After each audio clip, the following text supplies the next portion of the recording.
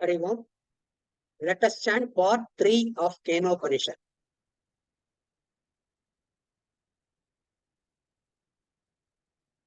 Om Sahana Bhavatu Sahanau Bhunaktu Sahavirjam Karavavahai Tejasvinavadhitamastu ma vidvishavahai. Om Shanti Shanti Shanti. Om Apyayantu mamangani vakpranashchakshushrotramato balamindriyani cha sarvani. Sarvam Brahmaupanishadam maham Brahma nirakuryam Mama Brahma nirakaro dhanirakaranamasta nirakaranam mestu Tadatmani nirateya upanishadsu dharmaste mayi santu te mayi santu. Om Shanti Shanti Shanti. Brahma devebhyo vijikye tasyaha brahmano vijaye deva mahiyanta. Ta aichantasmakamevayam vijayosmakamevayam mahiveti. Tadvaisham vichajñau tebhyoha pradhodbabhuva tannavyajanata kimidham yakshamiti. Tegnimabhruvan jata vedaye tadvijanihi kimetat yakshamiti tatheti. Tadabhyadravattamabhyavadat Kosityagniva ahamasmityabravit Jataveda va ahamasmiti. Tasmin guspaikim viryamityapitagum sarvam daheyam yaditham pratuvyamiti. Tasmai trinam nidadha vedhaddaheti tathupapreyaya sarvajavena tanna shashakataktum satatayeva nivavrte naitadashakam vijñatum yadetatyakshamiti.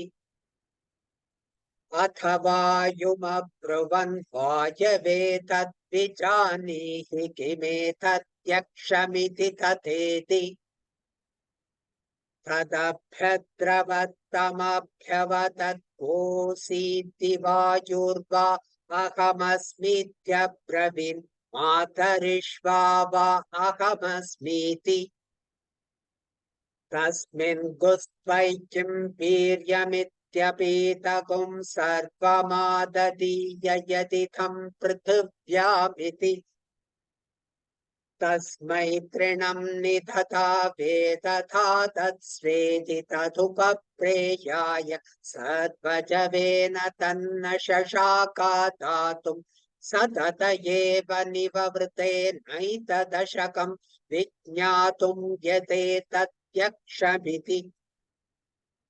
Athendramabhruvan makhavanne tatvijatihi kimetat yakshamiti tatheti tathabhyadravat tasmattirodhate. Satasminnevakashe striyamajagama bahushobhamanamumagu haimavatintagu hovacha kimetat yakshamiti.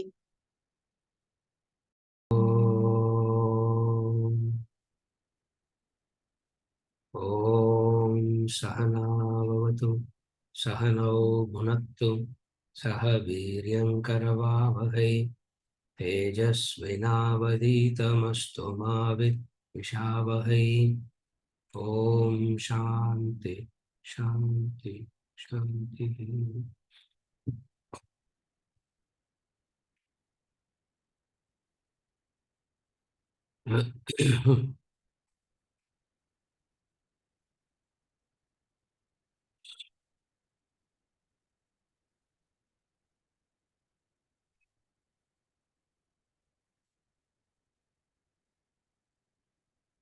Part 3 and part 4 of Kenopanisad, where it's a it's a story portion and also some guidances will come at the end of the part 4.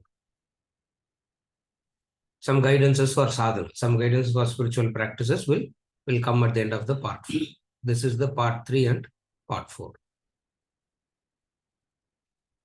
We are meeting for 3 days to for 3 and 4.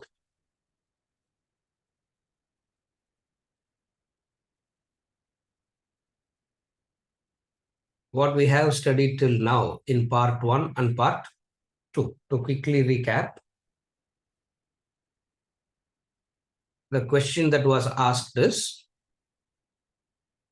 what is that enlivening factor? What is it that makes everything to function? What is it that makes everything what is it that makes everything a matter of all that is matter? What enlivens it and makes it looks like it has life? So that is the question. Kene Shidam Patati, etc.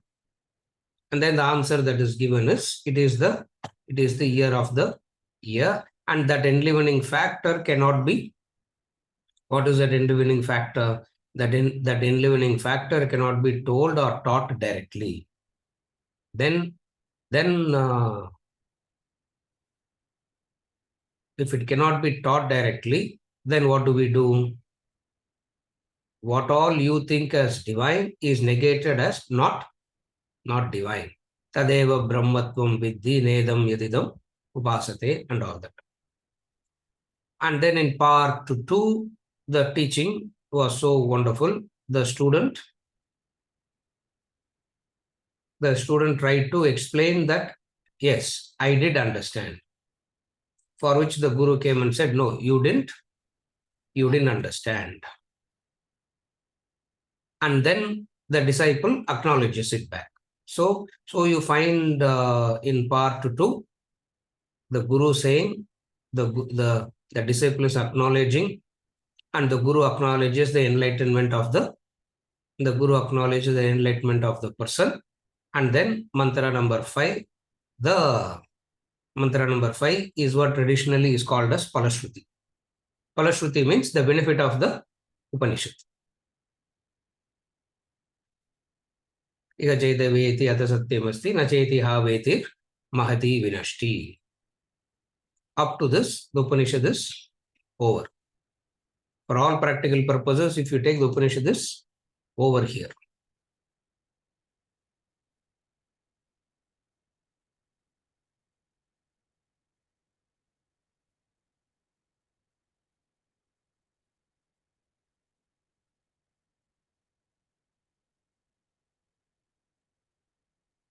Having gotten this human embodiment, having gotten this opportunity to be in association with the knowledge and the divine and the Guru, the person still is bound in sensory pleasures and ego fulfillment.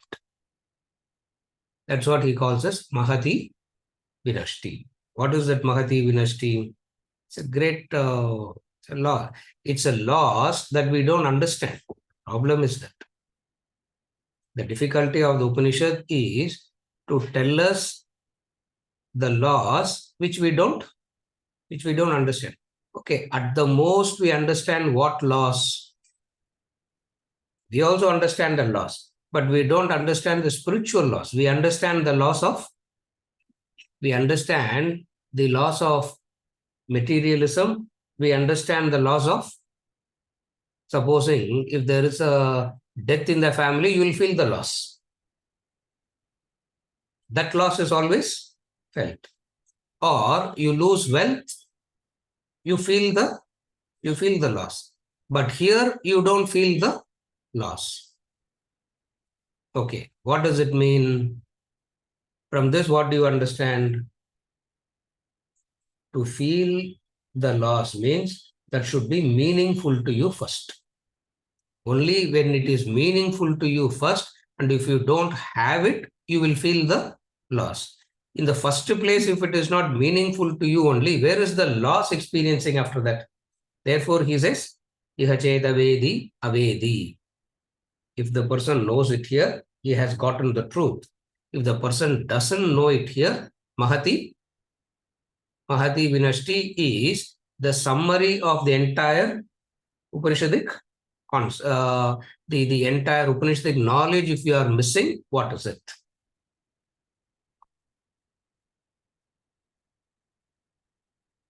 Iha cheta, na cheta. Both are avedi, he says. Iha cheta vedi, and then the next thing is nacheti ha vedi. So iha cheta vedi means if you have known it here, you have done some good, you have done some benefit to yourself. If you do not know it here, it's a greatest loss. And then we saw loss means it has to be that which is meaningful to you only, you will worry about the loss. Supposing if it is not meaningful to you in the first place, you will never worry about the loss. What is it that you always worry about? What is it that the thing that human mind is interested in losing or wanting to preserve and it doesn't want to lose? What is it the human being is always trying to preserve and the thought of losing it is scary? First thing that we want to preserve is the wealth. The first thing that we want to preserve is the wealth. And the thought of losing it is suicidal, isn't it? That is why we'll say, no, artham, anartham, it's okay, sir, but artham is not anartham. Artham is full of artham only for us, isn't it? Vajagovindam, he says, artham, anartham. It is anartha. We'll say, correct, it is anartham, but not really in real life and all, it is not anartham because it is the wealth nale, artham.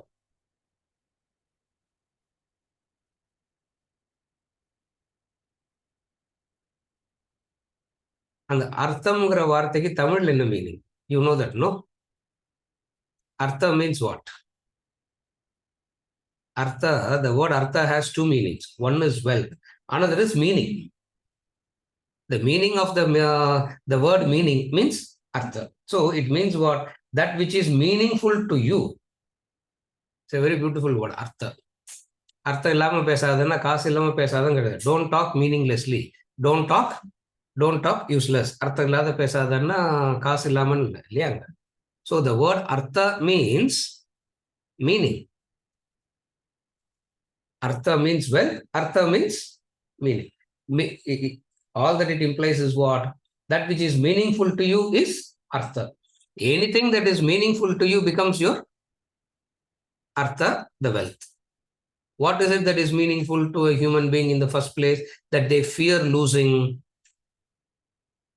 the wealth. At another point in time, the same wealth you are willing to lose for the sake of the health. Again, at one point of time, you will lose your health for the sake of the wealth. At another point in time, you will lose your wealth for the sake of the health.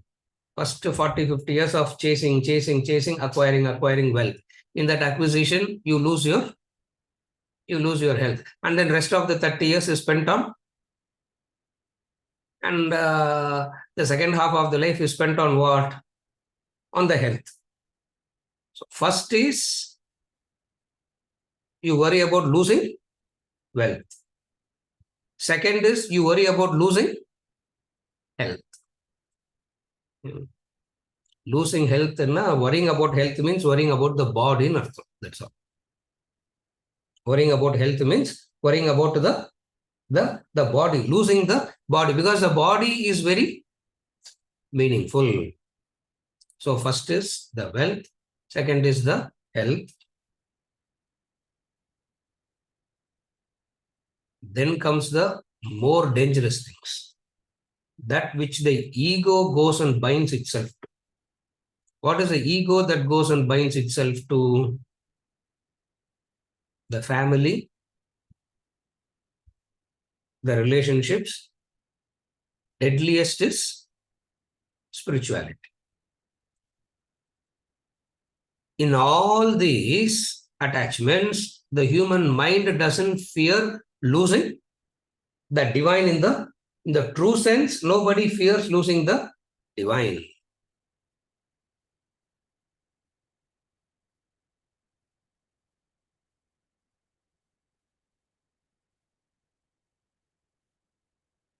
Kenopanisad is warning. Kesavasya Upanishad also says in all Upanishad gives this warning. What is the warning? Don't lose this opportunity.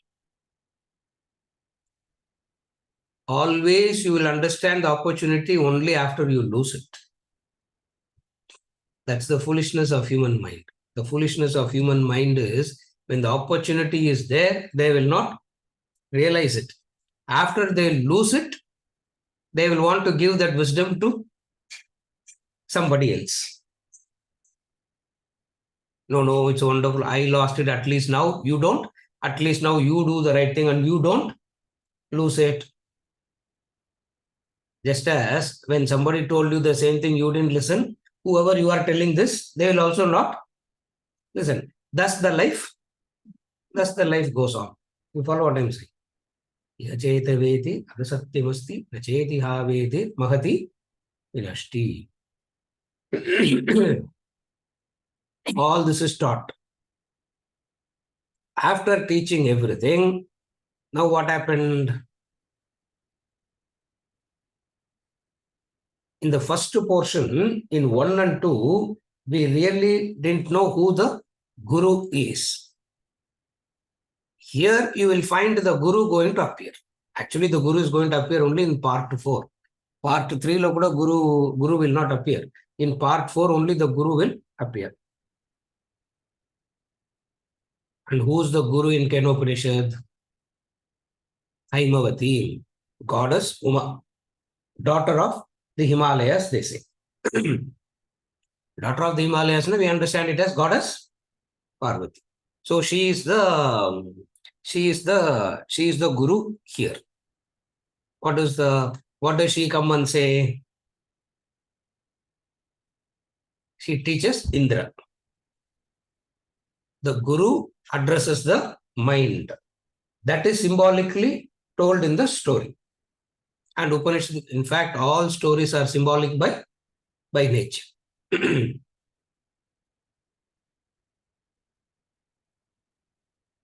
Symbolism means that which is perceptible, and through that perceptible thing, you are helped to understand the real. That is called symbolism. Again, what is the technique of symbolism? Something perceptible will be shown to you, and through that perceptible thing, the highest will be indicated. That is called symbolism. Now they come up with a story here. What is the first we will read the story.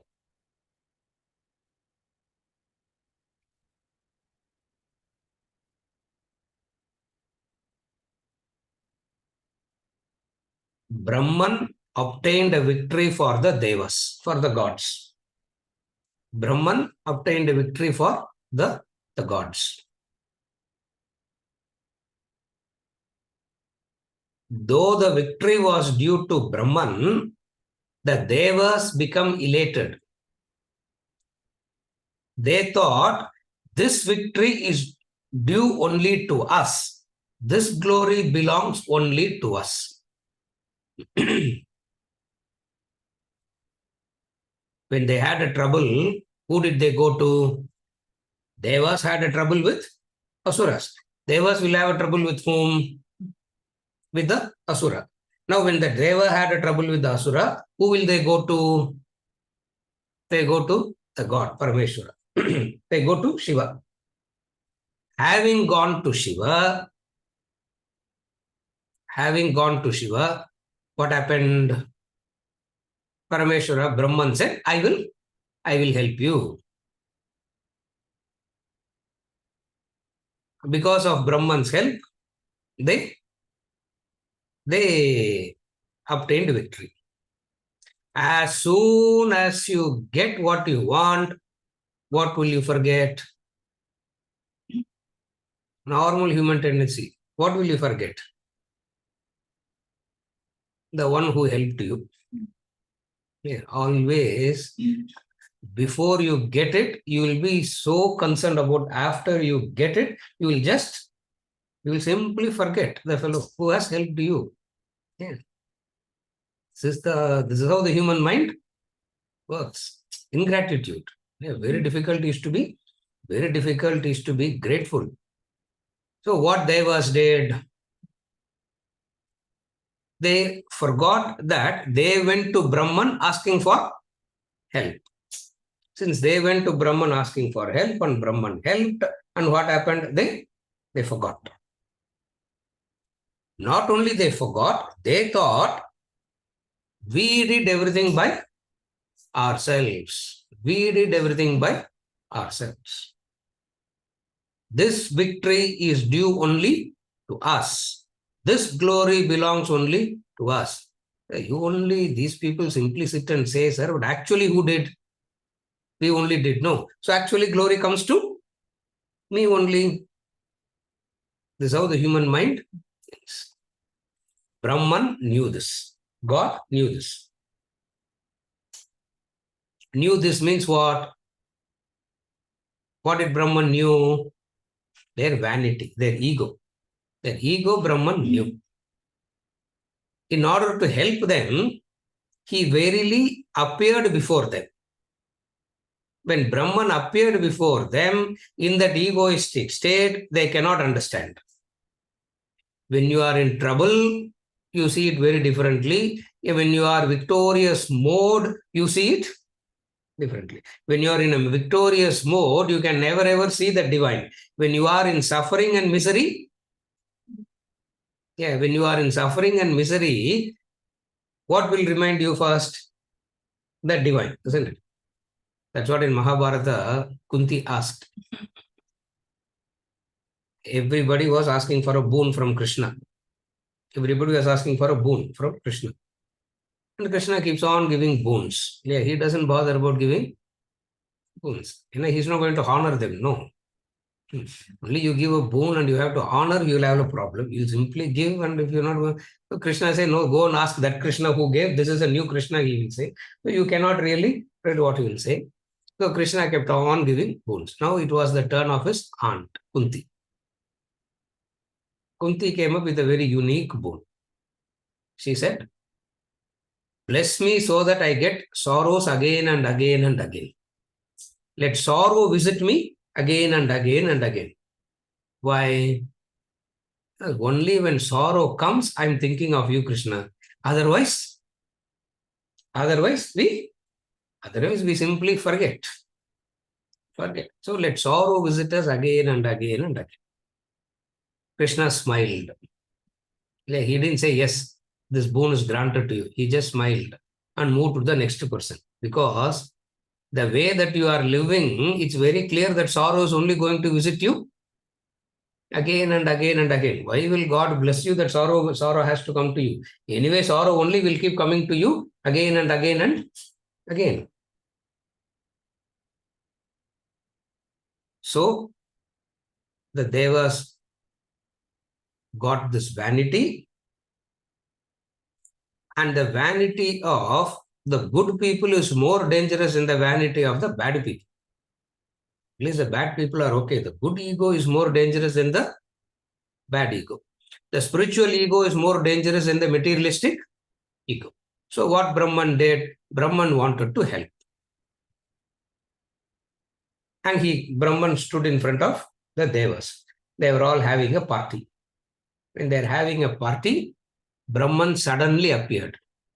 And when they saw Brahman appearing, they all started panicking. They thought some enemy is left behind. So they thought something is left behind and that fellow has come now to attack. So they all started panicking and they wanted to explore what that it is, who that Yaksha is. The Upanishad says Brahman appeared in the form of Yaksha. Brahman appeared in the form of the Yaksha.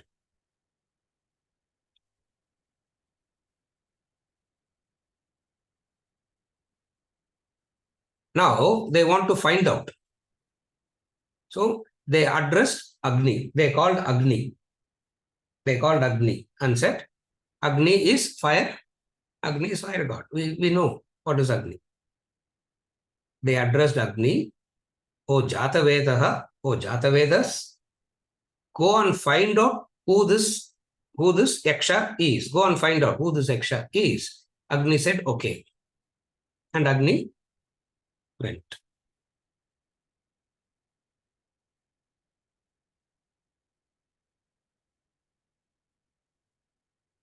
When Agni came near Brahman,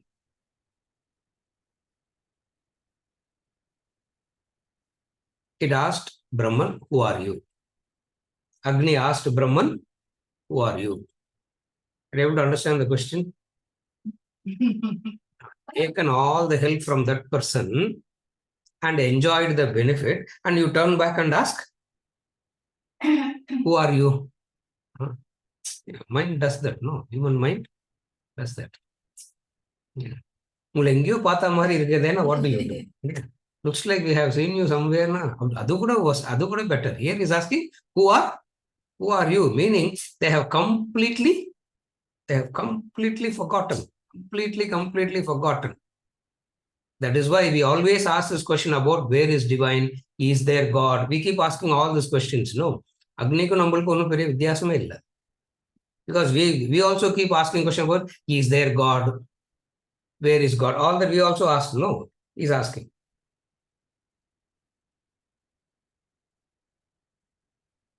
Brahman asked, who are you? Agni is asking Brahman, who are you? Yeah. Caller ID இருந்தா தெரிஞ்சிருக்கும் அக்னின்னு, isn't it? Caller ID இல்ல போல இருக்குது. So Brahman is asking, who are you? I am verily Agni, also known as Jatavedas. Jatavedas means all-knower. Jatavedas, Agni is called Jatavedas. Jatavedas means he is all-knower. All-knower, not enlightened, all-knowing. In the Vedic parlance, in the Vedic literature, Agni is called Jatavedas because everything is seen through that. Agni implies light. Everything is seen through the light. Therefore, Agni knows everything. Meaning, light knows everything. Okay, there is the light and the light can say, I am Jatavedas as far as the things in the room is concerned. Because I am the one who's lighting up everything. So he says, I am Jatavedas. I am the all-knower.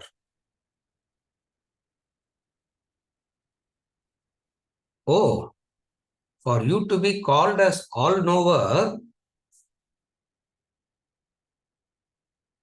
what energy, what strength do you have that you are called as Jatavedas? Brahman is asking.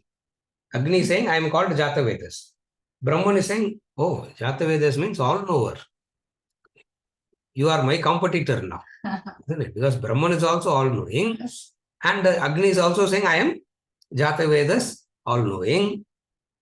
In the Vedic literature, Agni is called Jatavedas because wherever you want anything to be delivered to anybody, just put it in Agni, that's all.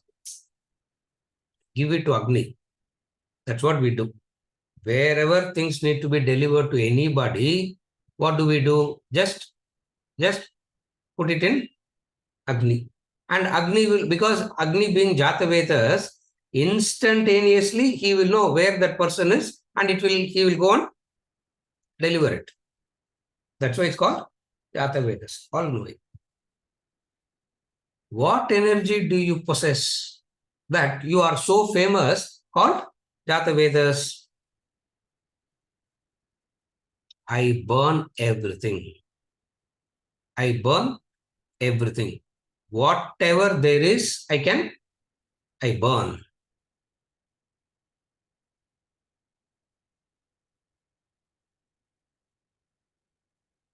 Brahman placed a straw. Yeah, Brahman placed a straw. Straw na dharba grass. Most of them won't know what is dharba grass, and we are using the word straw. Actually, what it is the dharba grass. You know that dharba grass, no? How how how sharp it is, and if it comes in contact with fire, what happens? The dharba grass. Instantaneously it gets consumed. That is the dharba grass. That's the straw. Straw nale dried grass in meaning or English la. Dried grass. You place it in fire, it gets burnt, isn't it? Not only that, you won't get ashes also. It means it burns it so completely that not even ashes will be there. At least the other sticks will leave some ashes behind. This grass will not even leave. It means Agni can consume it so fully, so completely.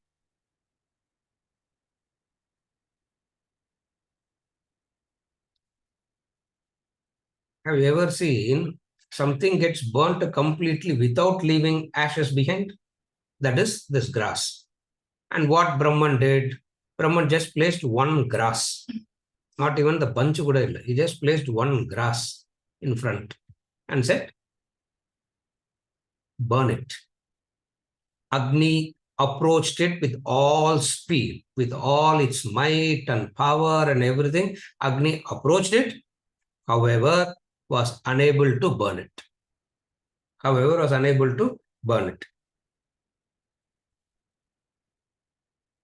Ashamed, it went back to the gods and said, I could not ascertain who this Yaksha is. I am not able to understand who this Yaksha is. Then they said, Vayu. Then the god said, oh, Vayu, go and find out who this Yaksha is, who this person is, who's standing there. Vayu went. Same question. Vayu asked Brahman, who are you? Brahman asked Vayu, who are you? Yeah. You got scared and you have come to me, no? So you should tell me who you are first. Who got scared of them?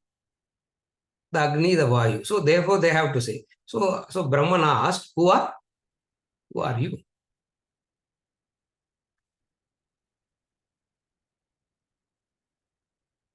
I am Vayu.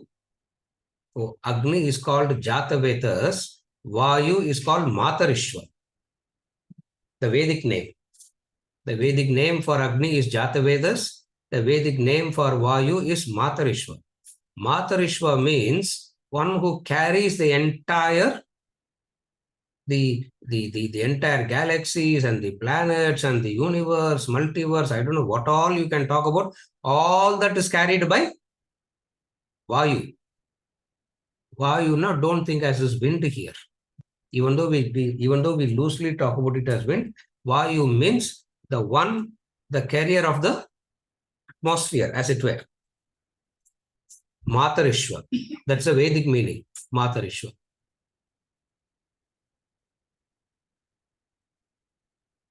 Oh, what energy do you possess? The energy of Agni is to burn everything. So he's asking Vayu, what energy do you possess? I can blow away everything. I can toss the planets around. I can toss the planets around and I'll create absolute chaos. Absolute chaos. Pralaya also happens because of me only, he says. Even the cosmic pralaya happens because of me. It means I am that powerful.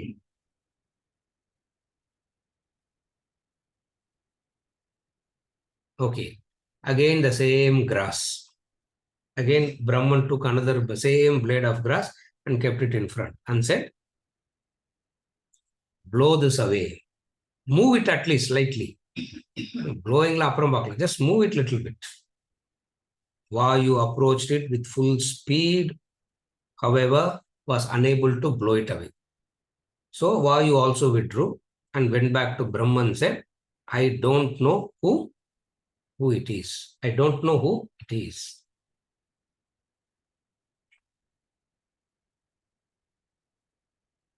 Then they all went to Indra.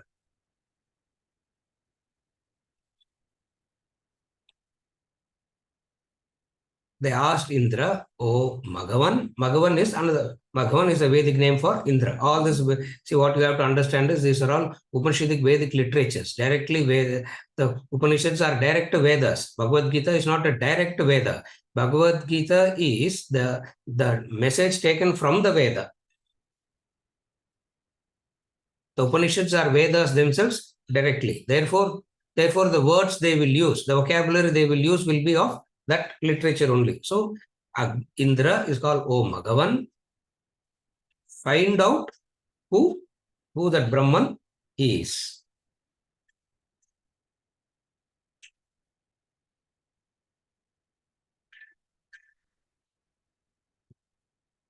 Indra approached.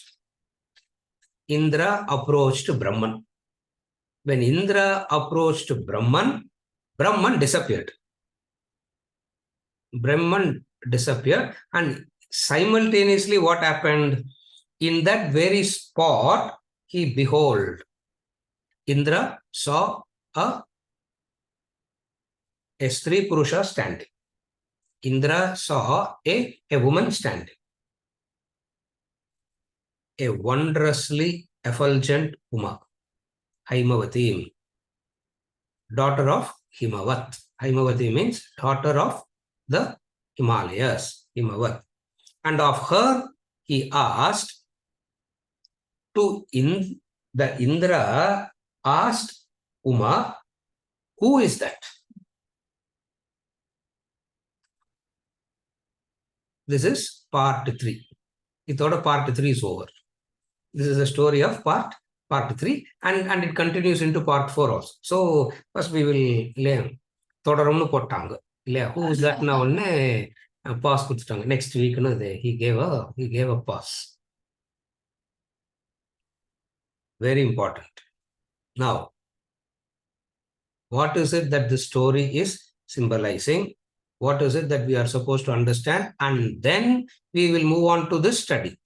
What is the study? We will move on to the study of understanding what is the connection to the Upanishadic lessons that we have been studying till now.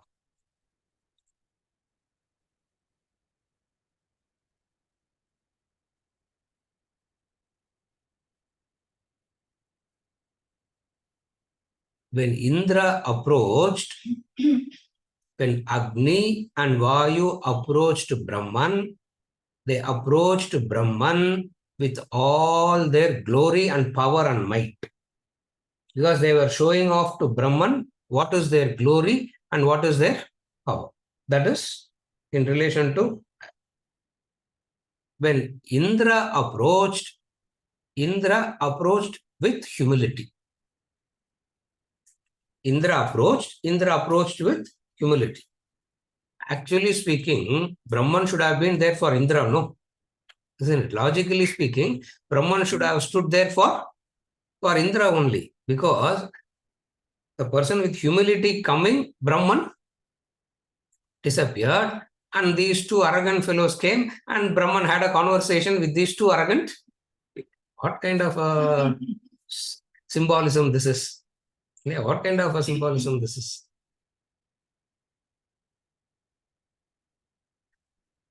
That's why in the traditional bhashyas, the traditional commentaries that they do for the Upanishad, they say the the entry of Uma is the entry of the Guru.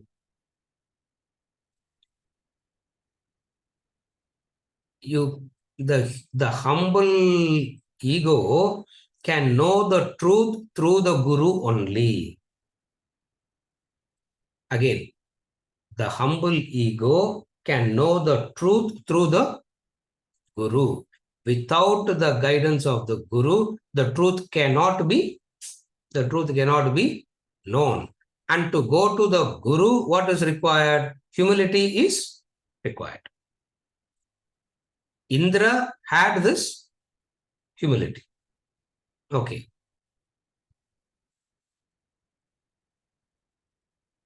What is the opposite of humility? The opposite of humility is the I, the ego. Are you okay? What is the opposite of humility? The opposite of humility is the ego, the I.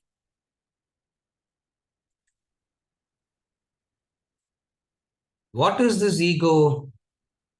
Ego is the diseased state of the mind. Ego means disease. A healthy mind means no ego. Unhealthy mind means full of ego.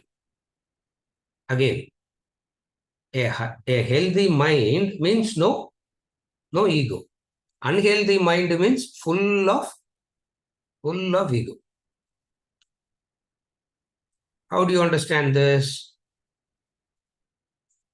Because nowadays the ego is promoted as though it is something glorious and virtuous. No.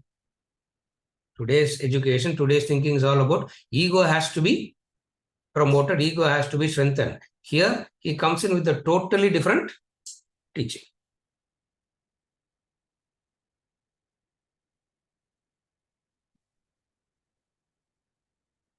Humility is when you are in a state of harmony. Ego is when you are in a state of disharmony. Again, humility means you are in a state of harmony. Ego means you are in a state of disharmony. This you have to understand it very, very clearly. How to understand this? That's why we keep giving this example always again and again and again. You become aware of your body only when it is sick. Awareness of your body means you have become sick. Correct? Again, what is illness? Illness means you become aware of your body. If you are really healthy, you don't feel the presence of the body, isn't it? Swamiji always says, your head exists only when you have a headache. You become aware of your head only when you have a headache.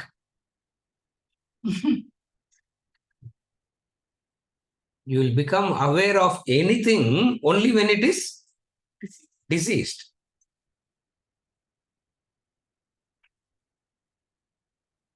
You become aware of your stomach only when it is diseased.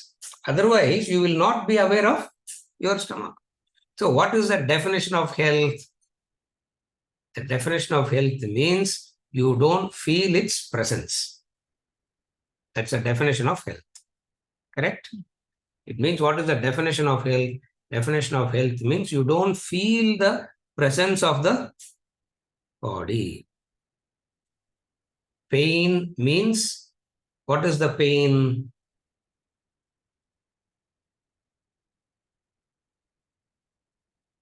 The suffering, the anguish, the anxiety, all that is what is known as the I, the the ego. It means what?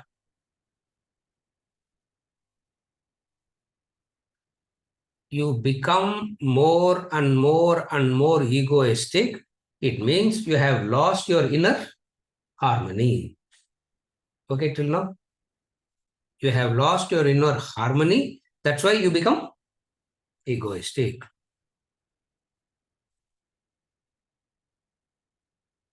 How to regain the inner harmony so that you won't feel the presence of the ego is Upanishad. You cannot kill the ego. You can only regain the inner harmony. And if you regain the inner harmony, what happens? You become, the ego simply dissolves. You cannot fight to dissolve the ego, because who's fighting the ego? The ego itself is fighting. No. When it is fighting, how it will fight? It will want to remain. It will want to remain in existence. Therefore, what does ego do? Ego exists when you are not one. Harmony means, are you able to follow? Harmony means what? The oneness is the oneness is seen, perceived.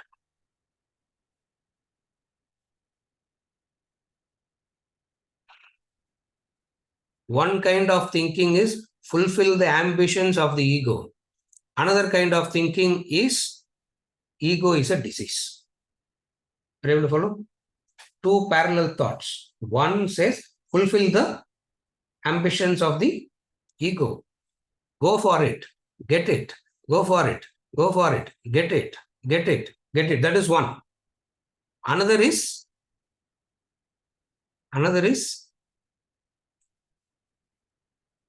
you have everything already. What is it that you are going after is another.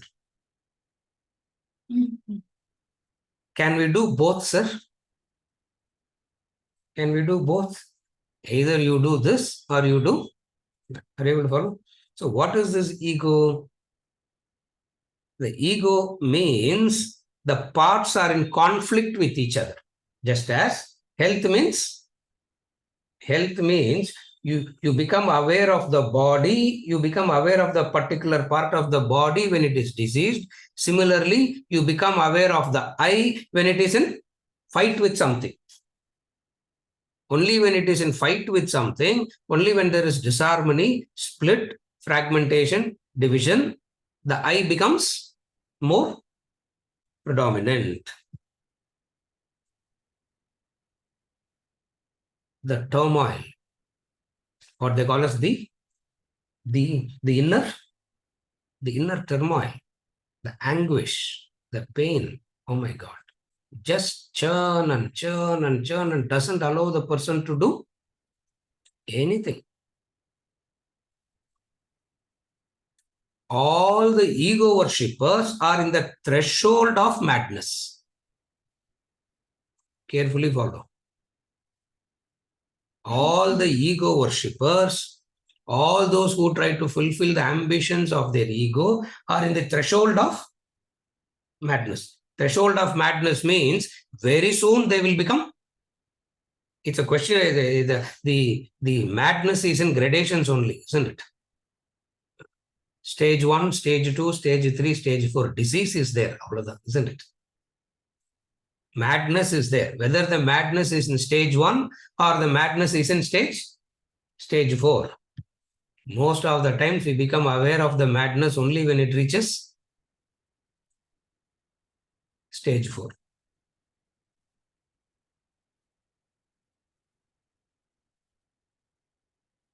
Any moment, a human being can fall into this madness. What makes the human being to fall into this madness?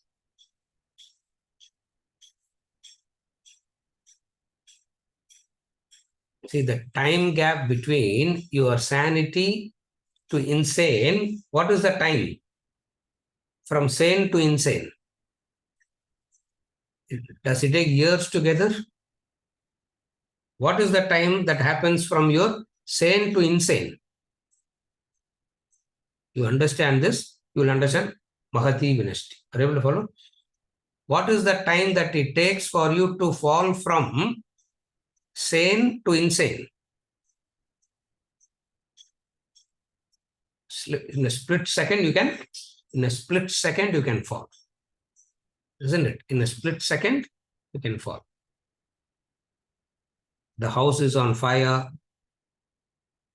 you becoming bankrupt, some accident, some child dies, some wife dies, some husband dies.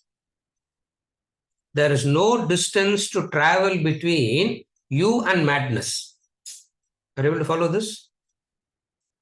Then when you the part 1 part of Kenopanisad was easy, sir. Isn't it?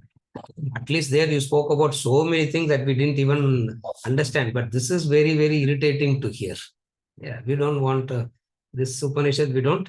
Part 3 and Sai Nirup was following up with me for 3 weeks now. And he gave up finally. When he gave up finally, I called him and said, we are having this week. Correct, no? Sai. He was following, how much he was following up with me. Sir, remember, gentle reminder, sir, harsh reminder, sir. Nothing is reacting, not even replying, isn't it? Not even replying. He didn't know whether you are going to have, not have. Yeah.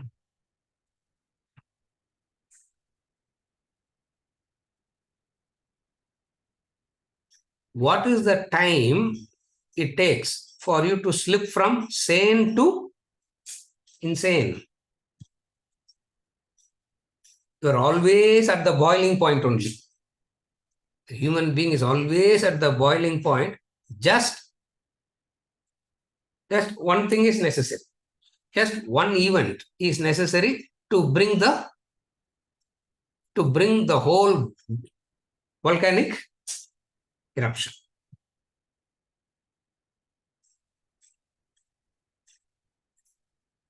Remember this. More and more and more you try to fulfill the ego, more and more you will have disturbances, illnesses, diseases. Because ego and disease are one and the same. Two sides to the same coin. Ego and disease are one and the same. That's why more egoistic they are, more counseling they have to go to. Have you ever observed it? All those who go to counseling, you see, what is that counseling for? Don't be like a broken tape recorder, you have to tell. Don't get so egoistic. Don't get so egoistic. Don't get so egoistic. The person will turn back and say, no, I am not at all egoistic. No, I am not at all egoistic. Again, you have to say, no, it is egoistic.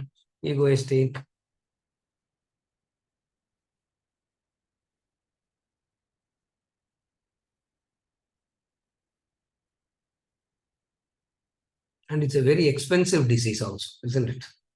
Yeah. Ego is a very expensive, it's not a normal disease, it's a very expensive disease. You know, how much you have to pay to do this. And yet, the human mind will not drop the ego. Agni and Vayu could not drop their ego. Because of what? Because Agni thought Jatavedas, Vayu thought Matarishwar.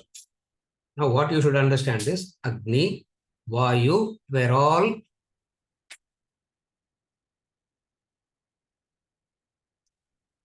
not CEOs.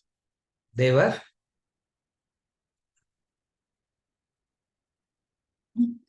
clerks. Modern name பேர் என்ன? கிளர்க்குன்னு இப்போ சொல்ல மாட்டாங்க இல்லையா? கிளர்க்குன்ற வேர்டே கிடையாது இப்பெல்லாம். அட்மின்னா ஐ எம் அட்மின் இன்சார்ஜ். என்னடா admin incharge? Photocopy, you take that stuff, isn't it? Photocopy, you take and you put it in file and you call I'm in charge of admin. Correct? What is the name that you all use? Sai. Clerk, what is the word today? Admin? I don't know. Vayu and Agni is admin. Yeah, admin department. Adhike avangalukku avlo ego, isn't it?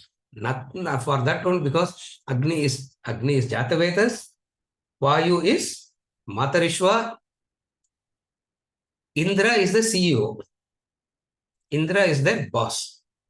So they all tried, nothing worked. They all went to the boss, and boss said, when boss comes, thank God he came with humility. Thank God he came with humility. What is the opposite of humility is what we are discussing now. What is the opposite of humility? The ego. And what is the ego? Ego means fight. Remember this. Harmony means no fight. Ego means you have to fight. That's ego. You have to fight with somebody or the other, you have to fight. So what will you do? Either you fight with yourself or you will fight with somebody from outside. But nevertheless, you have to fight. Ego equals fight.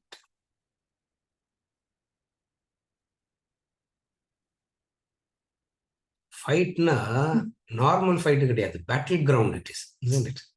Yeah, battleground it is. And from the battleground, what will you'll want to escape from the battleground, isn't it? The fellow says, I want to escape from my family. Now, family has become the battleground. I want to run away from my office. Now, the office has become battleground. I want to run away from life itself. Now, life has become a battleground. Because from the battleground, what would you want to do? You'll want to run away, escape. Are you able to follow? The human mind gets more and more and more egoistic, means more and more fight. More and more fight.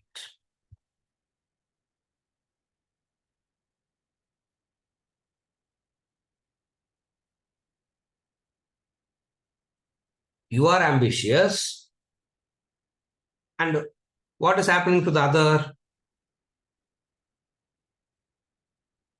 You are ambitious. What is happening to the other? The other is also ambitious. That is why it's a win-win, isn't it? It's a win-win situation, isn't it? Ego means lose-lose situation. There is no win-win. Ego-nale lose-lose to both. Win-win kadaive kadayadu. But the ego comes and says win-win for both win-win situations. What you also won, your ego also won, and the other ego also, correct. In more fragmentation, in more split, both have attained victory independently.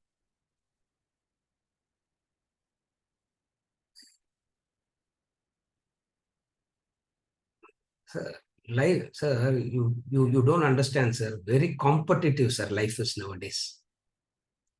Life is full of sir. No, at least it wasn't like there before. When was this world not competitive? When the human being were hunters, was it not competitive then? Were they all sitting in meditation, Brahma Vidya, they were going? Competition exists because of the very nature of the ego.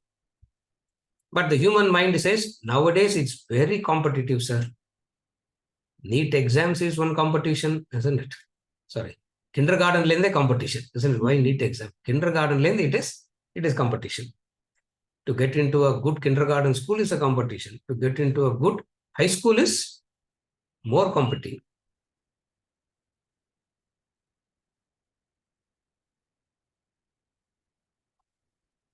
International school, yeah, international madness. That's all, isn't it? Yeah. Either you can have a domestic madness, or you can have a national madness, or you can have an international madness. Yeah. State syllabus na domestic madness. National syllabus na country madness. International syllabus na international.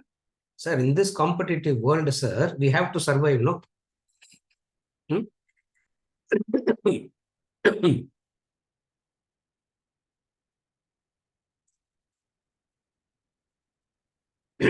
How can we survive in this competitive world, sir? Get out of the mindset of competing. Get out of the mindset of competing. Ego means competition. Are you able to follow? Ego means always feeling. Ego means always competing. So you can fight in two ways. One way is you fight with the other. Another is you fight with yourself.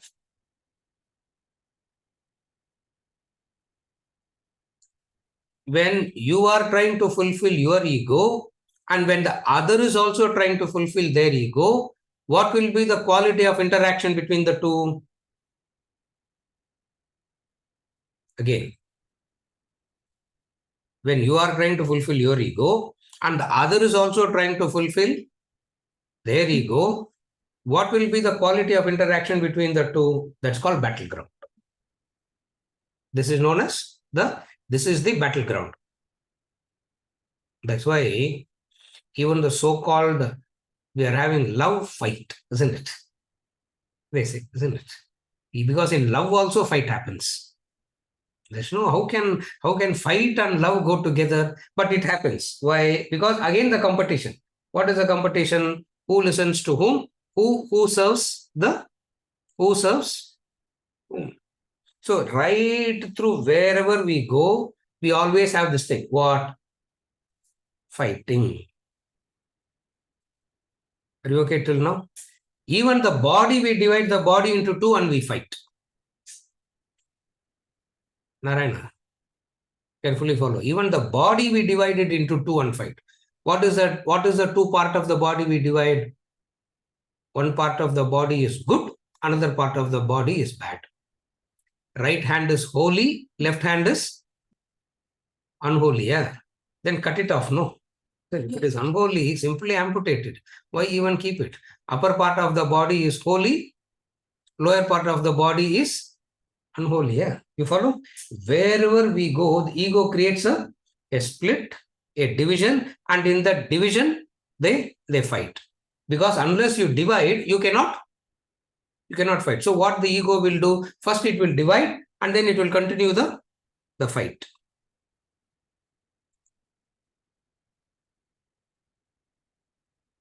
If this is the problem of the worldly ego, what is the spiritual ego? What is the nature of the spiritual ego? The nature of the spiritual ego is more dangerous. Why? Because they start becoming more powerful. When ego gets crystallized, they start experiencing a power. Power is all, even though we write in school, even though we write in poetry, what? It is in love, you have true power. Through love, I will change the other. Has it ever happened like that? Has it ever happened like that? It simply, even though it is nice to hear all this, in reality, it doesn't happen like that at all. Why? Because wherever, this is the connection now. Wherever the ego feels it has achieved something, the ego has become powerful.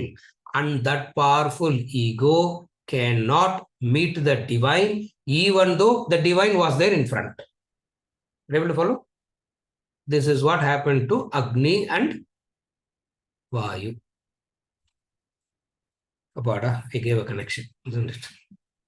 I gave a connection. Are you able to follow the connection?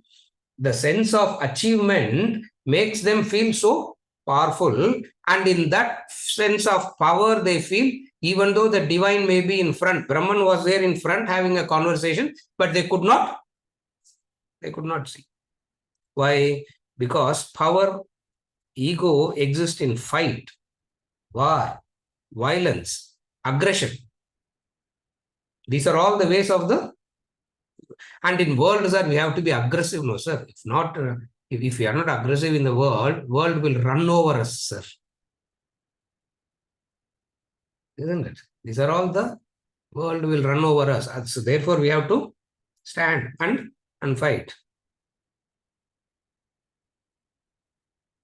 The emphasis of all wise persons is to dissolve the ego. Why they emphasize on dissolving the ego? Because in that humility, when you dissolve the ego, there is the humility. That humility will give you an opportunity to meet the divine. Otherwise, divine will be there all the time in front of you, and you won't even, and you don't even see it. Wherever there is no ego, there is beauty. Wherever ego gets crystallized, it turns ugly. A child doesn't have that ego. It is beautiful. The old person is full of ego. Are you able to follow? Actually speaking, as you age and age and age, you should become more and more beautiful. Correct? As you age and age and age, you should become more attractive, you should become more beautiful because you have lived life and you have gotten in maturity, you have lived life so well that you should be attractive. Conversely, what happens? All of us are very attractive when we are a child. More and more we grow up, more and more we lose the beauty. How the beauty is lost? The beauty is lost in the fragment. The beauty is lost in the fight, struggle. Indra became aware of that. Indra understood what Vayu could not understand and what Agni could not understand. Indra understood what? If Jatavetas and Matarishwa cannot do anything, definitely it's not enemy anywhere. It is something qualitatively different from the Asura enemy. Therefore, Indra, understanding that, approached with humility. Why Brahman vanished? Why why that Brahman disappeared and Uma came? We'll understand. Are you okay till now? When Jatavedas could not do anything, when Matarishwa could not do anything, definitely it's not enemy. It's not Asura anymore because the Asura were the Asura was already vanquished. They got into that victorious. They got that victory already.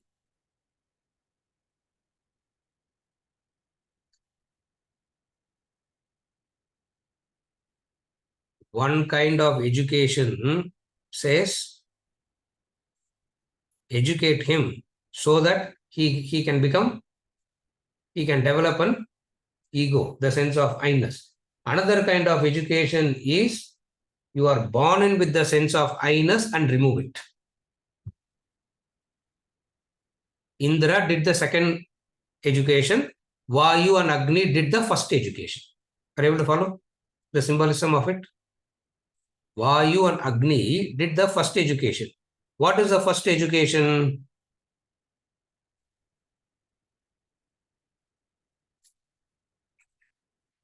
As a child, you are innocent. When you are innocent, people will take you for a ride. Therefore, become an ego to safeguard yourself. Are you able to follow? Instead of educating the child, now without knowledge, you are innocence. Continue the innocence through knowledge and understanding. That is one education. That is Indra's education.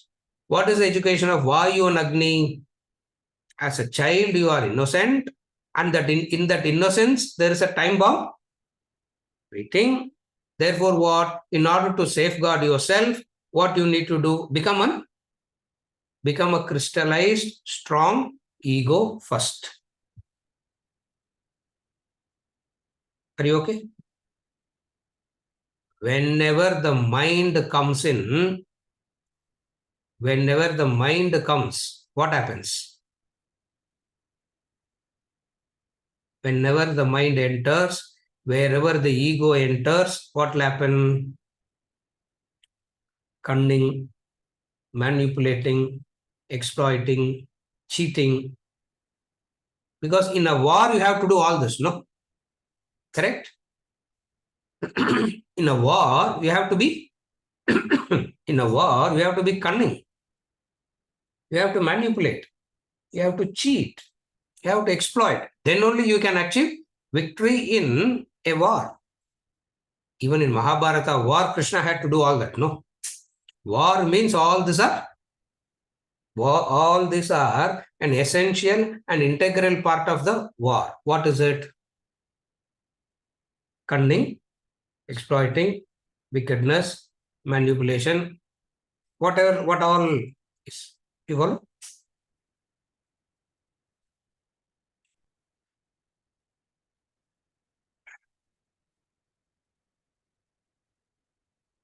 I'm a very straightforward, honest person, sir.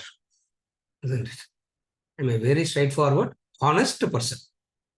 Why? Because I can't stand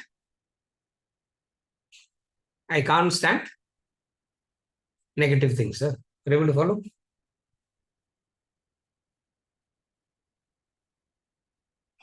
The education should crystallize the ego.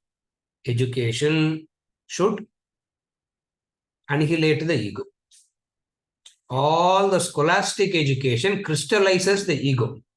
After getting that ego crystallized and after doing so many things in the world, further intensifying the ego, and then at the last stage in life, the person will come back and ask, what do I do now? Are you able to follow? First, the ego is crystallized. And then all the activities are done that has further intensified it. Finally, they will come and ask, what to do now? What is the answer that can be given to that person? Nothing can be done. Take a drug and forget yourself for a while. That's all. Get addicted into some drug for a while and forget. And there are very many addictions. There are various addictions we have.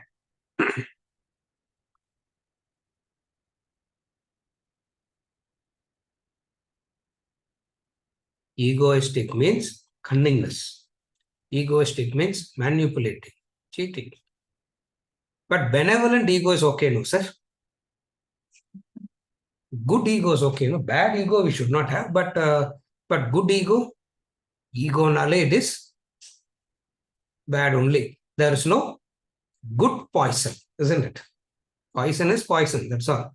Bad poison we should not have, but good poison is okay, no? Okay, consume good poison and see what happens. Result doesn't differ.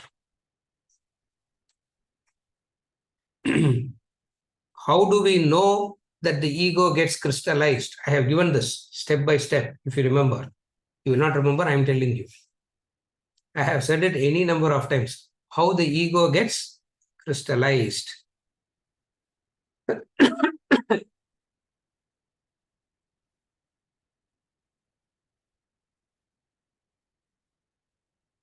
Have you ever observed children always addresses themselves as third person?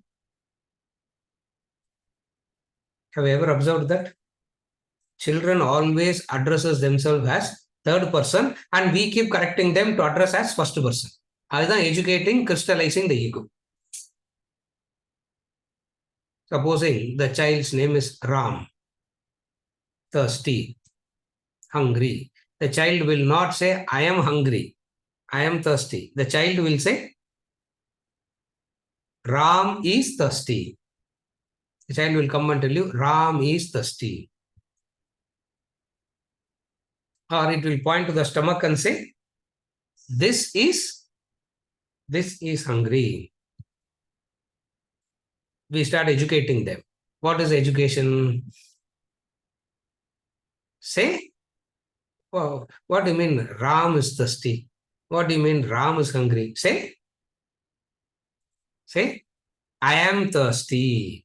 Say, I am hungry.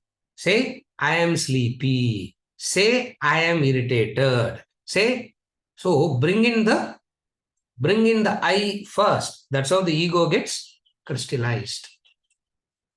Agni and Vayu, Jatavedas and Matarishwa is an example of this crystallized ego. Is an example of this crystallized ego.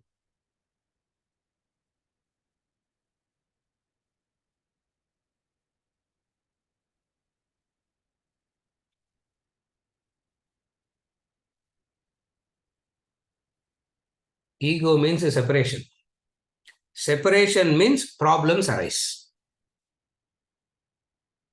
In the mother's womb, absolutely no problem, isn't it? The blissful place is to be in the mother's womb, safe and secure, and nobody to fight with there, isn't it? No competition there, no fight there, no nothing. You grow so well there. And then you come out of the womb. As soon as you come out of the womb and thrown into the world, what happens? As soon as you're thrown into the world, what happens? Fear, worry, anxiety, fight, everything starts. And as you grow, I don't know what is the meaning of the word growth here. As you age, as you grow, the problem starts again. What is the problem? More the fight. Because the separation has happened. That's why ego means separation. That's why they say religion, Vedanta, religion is an attempt to the two should become non-two. That's the Advaita. Advaita means complete drop of ego. No, sir, we don't believe in Advaita philosophy. It means we believe in egoistic philosophy. Are you able to follow?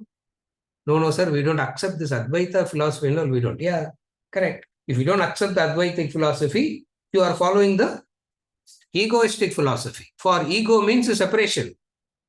What is a separation? At least me and God should be separated. But ego means that two should remain separated. With separation, problems arise. With separation, anxiety arise. With separation, problem arise. With separation, frustration, everything. Are you okay? Separation, other politics, isn't it? If all are one, you cannot do politics. Divide and rule, isn't it? If you want to rule, first thing is you have to divide, separate. They say no, divide and rule. If the only way to rule is to divide. What is the division? The I, the what is the division? The I, the ego. Separation happens. Indra was aware of all these. Symbolic it is. Indra becoming aware of all this, Indra having understood all this, he approached the Yaksha with humility.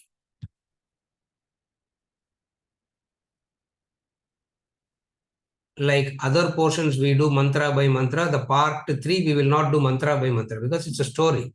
We just went through the and the story is only 2 minutes. But to explain the symbolism of the story, you can take you can have 5 sessions just to explain the part story itself, the ego. How Agni and Vayu represents the egoistic education and how Indra represents the education of dissolving the ego.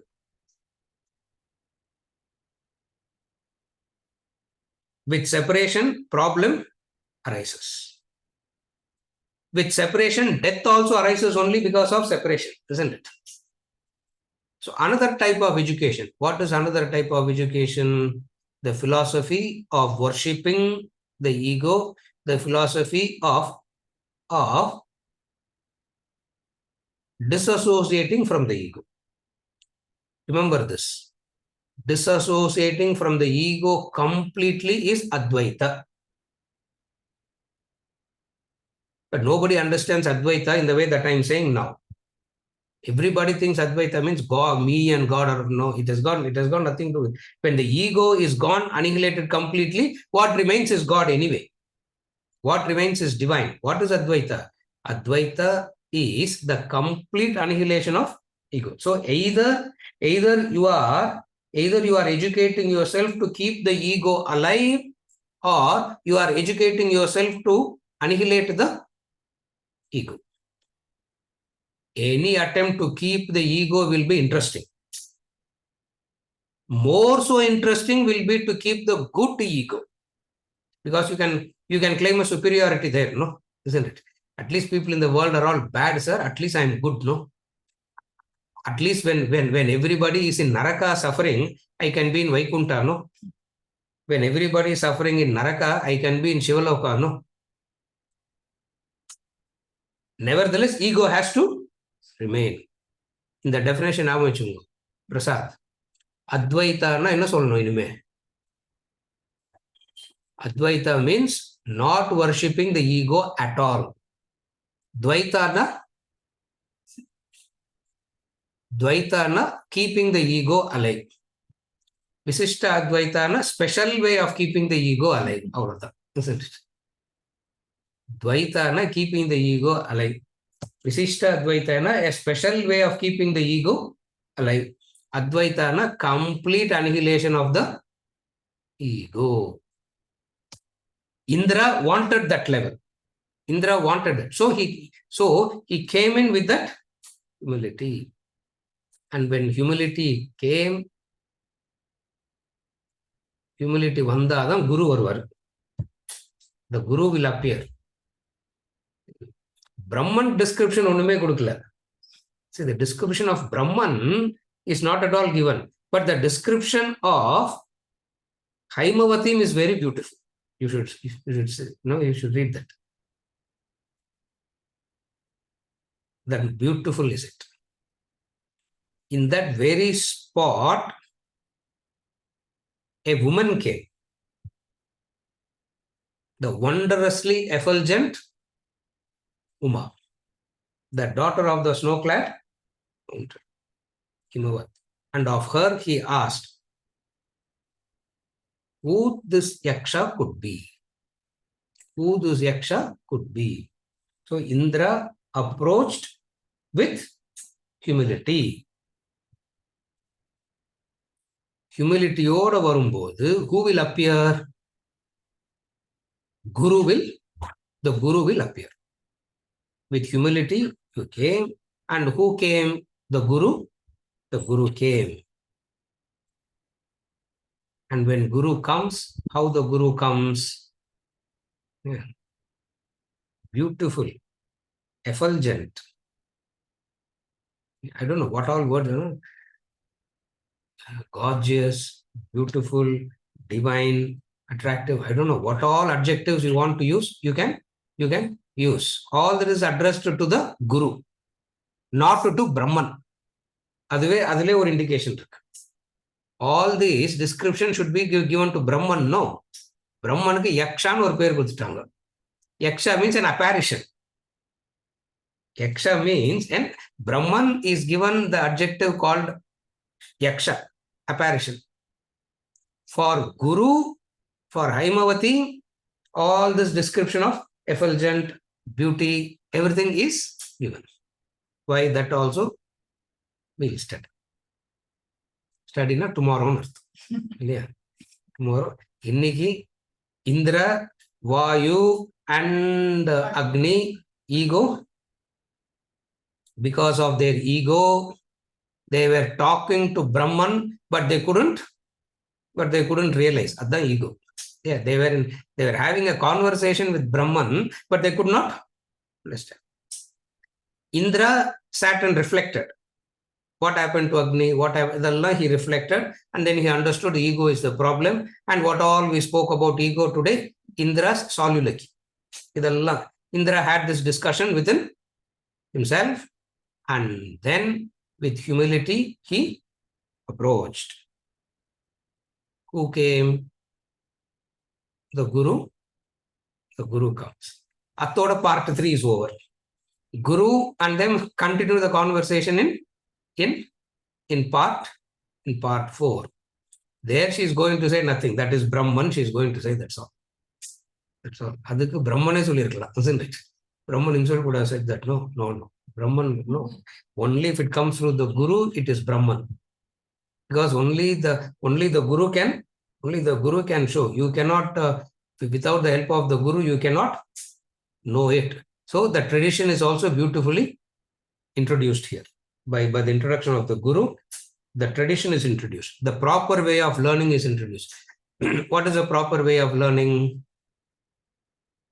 Self-help is the best help. Self-help is the most destructive help. The Vedanta. You have to learn it from the Guru only. Again, the ego says, no need for ego. I can do it by myself. Yeah. The ego will be very comfortable with the photograph of the master. The ego will be very uncomfortable with the live master. What is the difference? The ego will be very comfortable with the photograph. Like, you will be very comfortable with the photograph of your father, no? Isn't it? Okay. Have you ever garlanded the father when the father was alive? After the death, we go on garland every day, no? Isn't it? Actually, what should have happened? You should have garlanded. Person is alive, isn't it? What is the difference? Are you going to follow what I'm asking? What is the difference? When the person was alive, he's fighting with your ego. He's attacking your ego. You can't accept it. The photograph doesn't do all that. Right? The photograph doesn't do all that. Because you keep the dried garland there for you put a garland, 3 months later you go and say it is dried up and still hanging. The photograph doesn't complain, no? The photograph will not complain, isn't it? You light the agarbatti and keep in front of God, the stick will still be there. God will not complain. The ego will say, take it out. Correct? Ego will say, take it out. The photograph is not going to say anything. Therefore, we all will be comfortable with the photographs, not with the person. And with the Guru means the person who is not the photograph Guru, isn't it?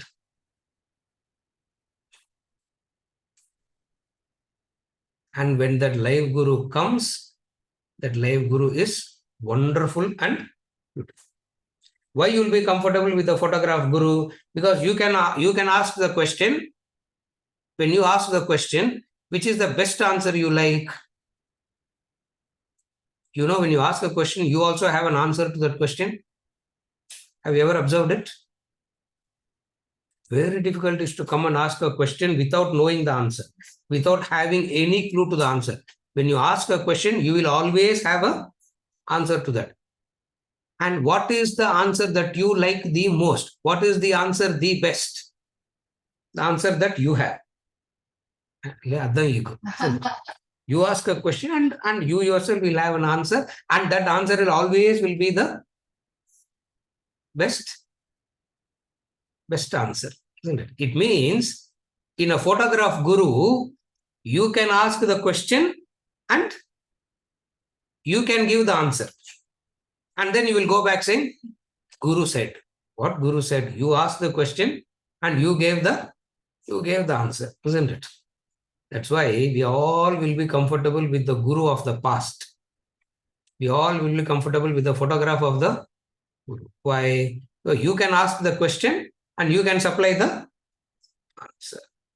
And when the real Guru comes, is a terror if the ego is strong. Humble means beauty. If you go with humility, the form of the Guru is beautiful. If you go in with ego, the form of the Guru is tiresome. You will not want that. You will not like that. What happening? Indra asked a question and then there is a pause. That's part 3 to part 4 pause. Should be a continuity, no. But then there is a pause. அதனால வெங்கட் கொஸ்டின்லாம் கேட்டால் நம்மளும் pass விட்டுட்டு அடுத்த வாரம் answer பண்ணுறோம் இல்லையா? எல்லாம் Kenopanishad students we are all here. Yeah. That's why we ask a question and then there will be a pause. Answer will come next week. So the question is asked in part 3. The answer comes in part 4. With this, we conclude for today. We'll continue tomorrow.